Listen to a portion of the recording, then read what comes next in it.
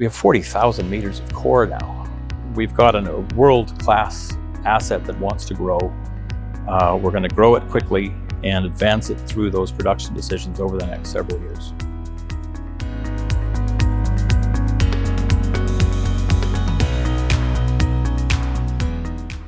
Welcome to those tuning in to the Assay TV, where I'm delighted to be joined by Michael Rowley, President and CEO of Stillwater Critical Minerals. Welcome.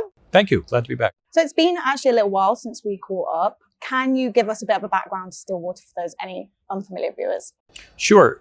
We were fortunate to acquire half the Stillwater complex in 2017, and we've fast-tracked that through 2 resources. We've added Ivanhoe geologists, Platte Reef expertise, and now Glencore is a 15.4% shareholder. So this is 9 critical minerals in a district that's famous for critical mineral production over 100 years in the US, and it's going in all the right ways.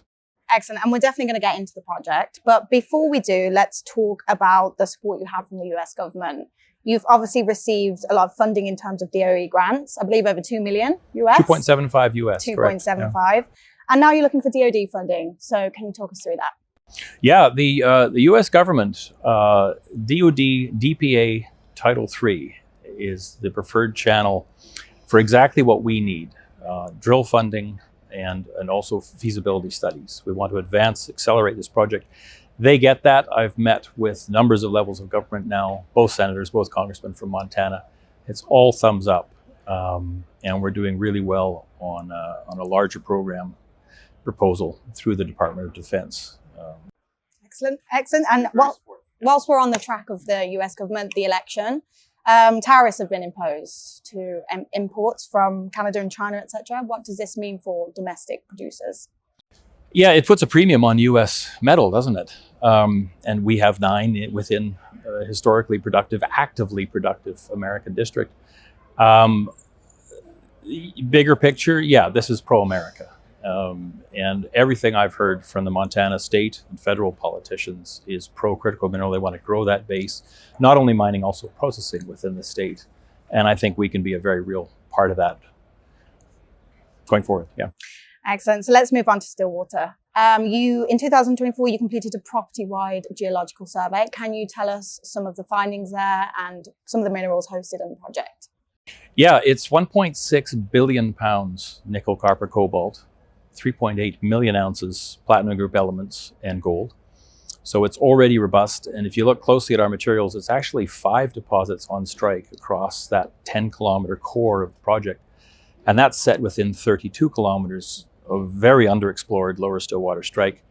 I'm here at the show with Danny Grobler. He proved up very similar things at Ivanhoe's Platte Reef. Soon to be in production right beside Anglo American's Mahalaquena mine, which has been producing since '93 here in South Africa. Very same model applies. Very big scale stuff. The continuity is shown there. These deposits want to connect, they want to grow. And that's our ambition. The model that you mentioned and the geophysical survey, I got the order backwards. The geophysical survey drove the model, which these guys completed, and it's a thing of beauty. Look it up on our website. We're the first to ever model in detail the lower Stillwater complex like that. That will guide the drill and the expansion of this deposit. Going forward, we know where the high grade is within the mid grade, within the low grade, and that's exciting to us. Okay, and moving on from Stillwater, let's talk about your non-core assets. You signed a letter of intent to sell your Duke Island project in Alaska. Can you talk us through that and where the money will be allocated? Yeah, well, the focus is very much in Stillwater, Montana. So the fact we have 4 other projects effectively for sale is very real. We renamed the company Stillwater 2 years ago for a reason. We're focused there. Duke Island is an attractive nickel copper PGE project. It also has real hydrogen potential. It has a very good geothermal gradient at depth that is conducive to making natural hydrogen. That's the basis for this sale, and that will add good value to us at Stillwater to allow us to focus in Montana. We also have the Kluane project. You recently saw news on that. We do have a back-in right on a Yankee Dundee mine in BC, past producing mine. And then we've recently given a 51% interest in our high-grade gold project in Ontario to Heritage Mining. They're doing great work. We hold $1 million worth of their shares, even in this depressed market. And there's a great bonus schedule underway as well there. So you have a very clear direction there with Stillwater. We're focused in Montana, absolutely. So just to round things up, can you highlight some of the major milestones for investors to look out for in the coming months? There will be updates on non-core assets, but really the focus is in Montana. I'm flying back from here in Cape Town through DC. Watch for more updates from the government meetings there.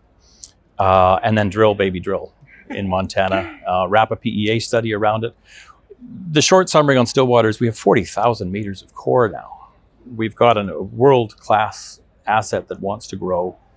We're going to grow it quickly and advance it through those production decisions over the next several years. Excellent. Well, it's been great to have a catch up with you. Certainly sounds like a big year ahead for Stillwater, and enjoy the rest of your time here. Thank you so much. Cheers.